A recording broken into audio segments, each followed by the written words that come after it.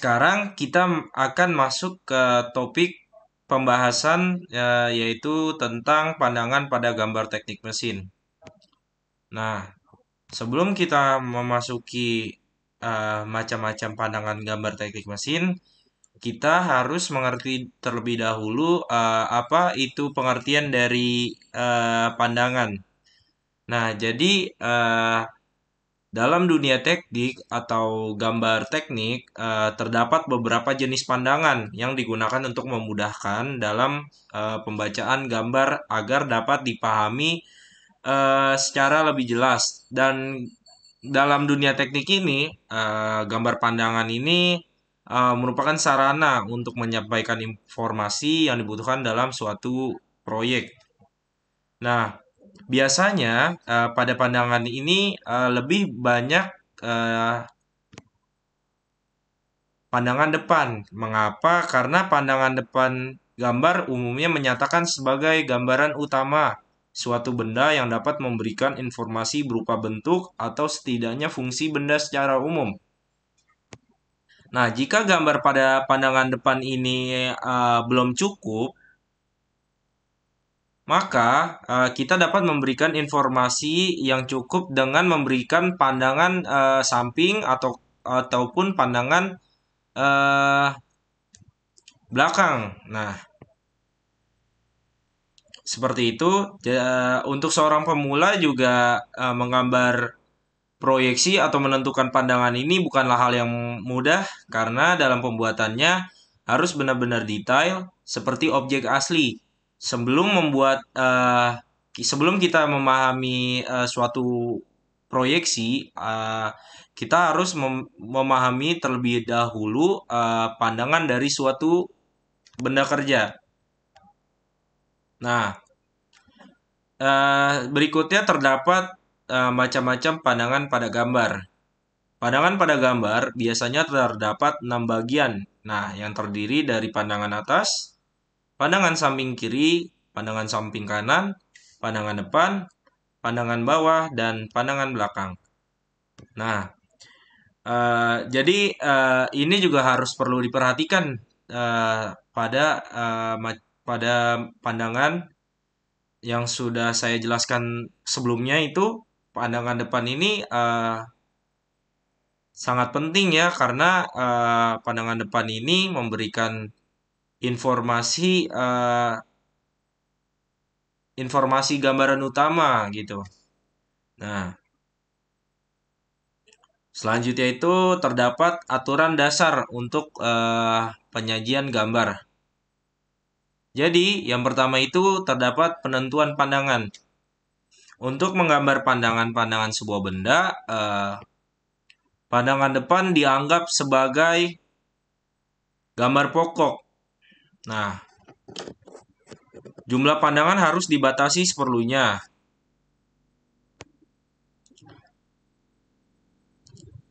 Yang dapat memberikan bentuk benda secara lengkap gitu. Jadi eh, misal ada suatu gambar gitu, kita nggak harus eh, menggambar semua pandangan gitu kan. Yang tadi dijelaskan sebelumnya terdapat macam-macam pandangan, ada 6 bagian. Nah, itu nggak harus digambar semua. Yang eh, yang perlu saja, yang utama-utama saja gitu.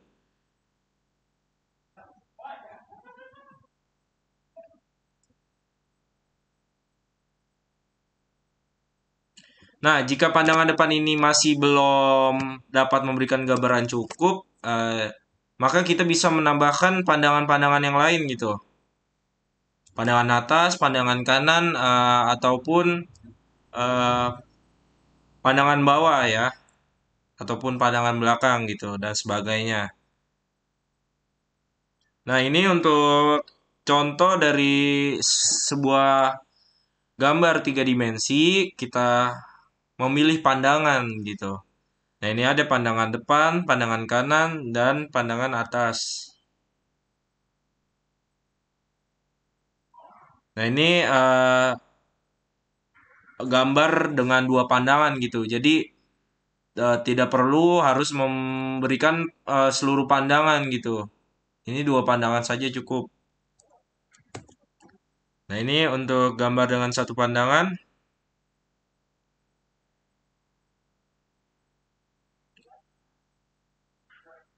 Nah, jika bendanya berbentuk seperti jika gambarnya seperti di bawah ini, satu pandangan saja cukup gitu memberikan informasi dari benda tersebut. Tetapi harus menambahkan sebuah lambang atau atau eh, memberikan lambang pada ukuran diameter poros gitu. Seperti pada gambar di sini gitu kan. Nah, selanjutnya ini terdapat pemilihan pandangan depan. Nah, pemilihan pandangan depan dari benda yang akan disajikan dalam gambar adalah sangat penting gitu. Mengapa? Karena gambar pandangan yang depan dapat langsung memberikan keterangan bentuk benda yang sebenarnya. Eh, Jumlah gambar pandangan juga ditentukan oleh gambar pandangan depan tadi. Pandangan depan tidak selalu berarti da- pandangan dalam arti sehari-hari gitu. Pandangan depan tidak Pandangan depan adalah bagian benda yang dapat memberikan cukup keterangan mengenai bentuk khasnya atau fungsinya. Nah, jadi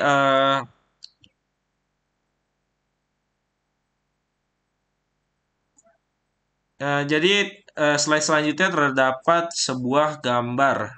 Ya, yang pertama itu ada pandangan depan wajah dan pandangan depan kuda. Umpamanya wajah seorang wanita ingin diabadikan dalam gambar seperti gambar A gitu. Maka di sini pandangan depan dari wajah tersebut ialah muka itu kan. Nah,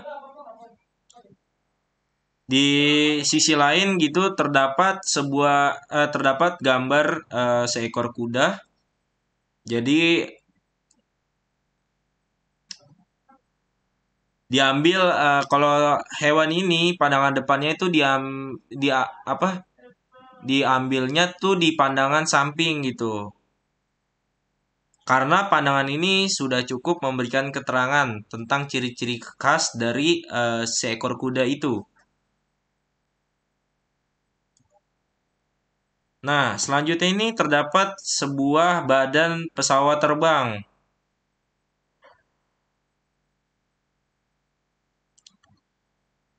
Pada gambar ini diperlihatkan badan pesawat yang mana diambil sebagai pandangan depan. Begitu pula halnya dengan sebuah mobil gitu. Nah, selanjutnya ini terdapat aturan dasar untuk penyajian gambar lagi, yaitu susunan gambar-gambar pandangan.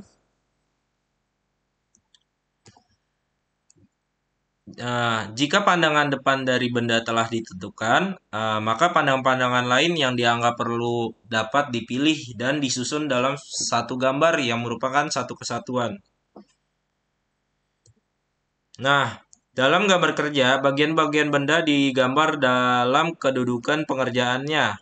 Pada gambar di bawah, uh, misalnya sebuah poros yang dikerjakan pada mesin bubut harus digambar mendatar pula. Seperti contoh pada gambar ini. Nah, ini pembuatan dengan mesin bubut.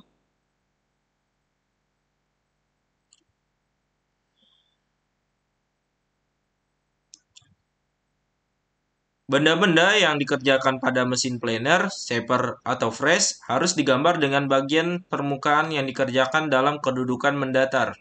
Nah, seperti pada gambar ini.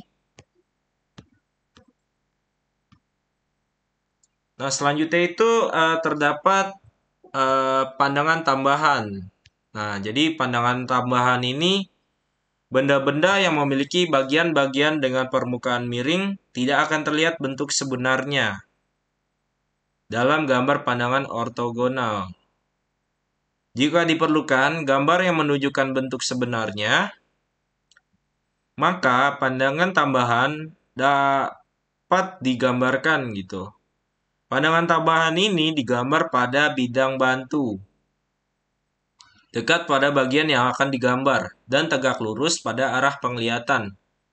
Jadi, dasar proyeksi ortogonal di sini harus dipertahankan gitu, harus memakai proyeksi ortogonal pada pandangan tambahan.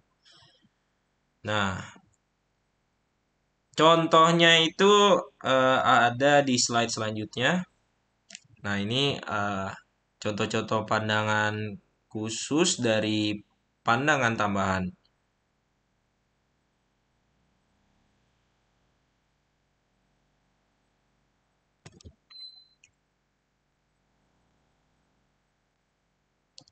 Nah, ini selanjutnya terdapat pandangan sebagian. Nah, kadang-kadang suatu benda tidak perlu digambar secara lengkap. Dalam hal demikian, hanya bagian yang ingin diperlihatkan saja dibuat gambarnya. Nah,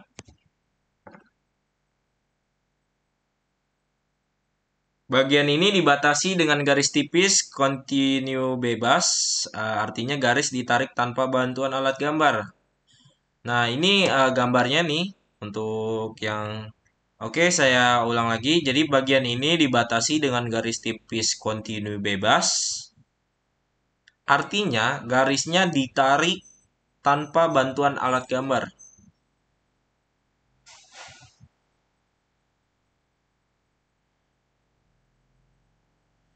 Dalam hal gambar pandangan samping menghasilkan gambar yang menggabungkan bentuk sebendanya, maka gambar pandangannya tidak digambar secara lengkap. Benda yang gambarnya diperlihatkan pada gambar B. Maksudnya pandangan ini gambar B pandangan sebagian.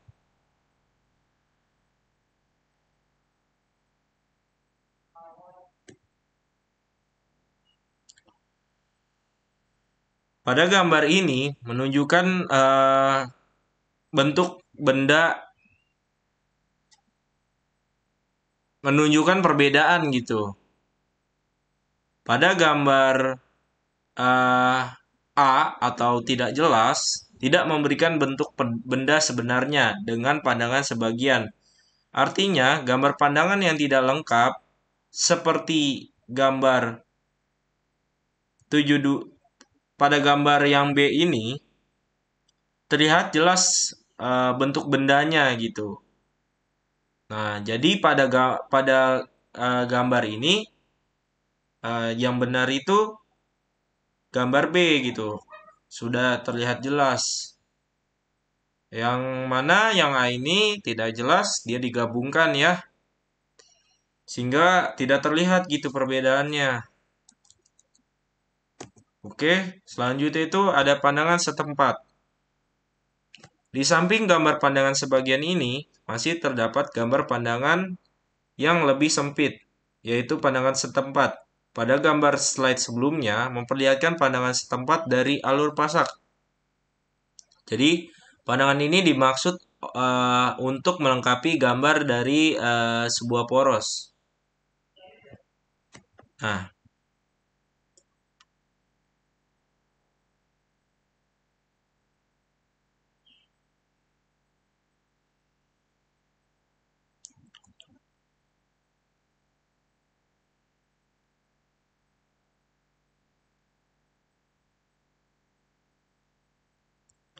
Nah, perhatikan ya di sini bahwa porosnya hanya digambar dengan pandangan sebagian.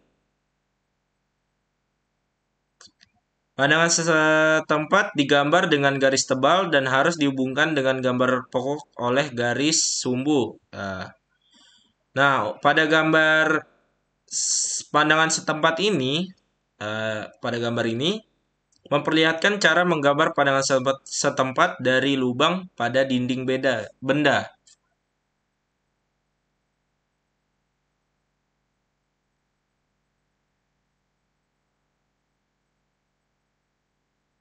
Di sini tidak diperlukan gambar pandangan yang samping lengkap. Cara demikian menghemat waktu dan tempat kertas gambar.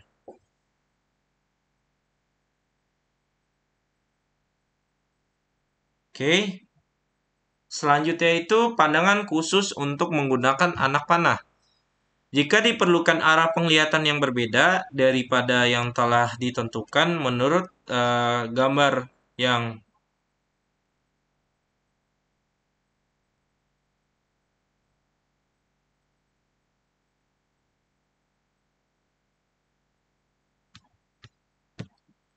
Jika diperlukan arah yang berbeda daripada yang telah ditentukan menurut aturan cara proyeksi yang digunakan atau gambar pandangannya tidak dapat ditempatkan pada tempat sebenarnya, maka cara dengan menggunakan anak panah harus diterapkan gitu. Nah, jadi pada pandangan ini tampak gambar dalam proyeksi sudut pertama, sedangkan pandangan sampingnya mempergunakan proyeksi sudut ketiga. Di sini dalam satu gambar dipergunakan dua cara proyeksi yang pada dasarnya tidak diperkenankan, hanya pada keadaan-keadaan tertentu cara demikian diperbolehkan. Nah, selanjutnya ini terdapat pandangan detail. Dalam hal ini, dalam hal-hal di mana bagian dari benda begitu kecil, sehingga tidak dapat digambarkan atau diberi ukuran dengan baik. Bagian tersebut dapat digambar secara mendetail dengan skala pembesaran. Nah, seperti pada gambar yang bagian A, bagian poros yang akan dibesarkan dilingkari dan ditandai dengan huruf besar A. Bagian ini kemudian digambar di tempat lain disertai dengan tandanya dan skalanya seperti uh, gambar bagian B gitu.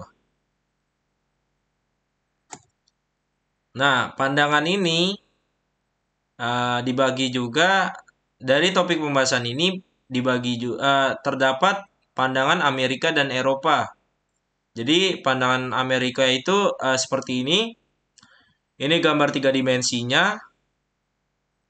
Nah, dituliskan dengan seperti ini. Pandangan atas, pandangan depan, dan pandangan samping kanan. Ini adalah sebuah gambar tiga dimensinya. Dan pandangan Eropa. Nah, untuk pandangan Eropa seperti ini. Jadi, Amerika dan Eropa ini hanya dibolak-balik saja ya untuk pandangannya. Jadi saya ambil contoh pandangan atas dibolak-balik ke sini. Ini di sini pandangan atas kalau untuk bagian Eropa, pandangan depan di sini dan pandangan samping kanan ditaruh sini. Nah, untuk simbolnya juga sama. Pandangan Amerika dan Eropa hanya dibolak-balik saja.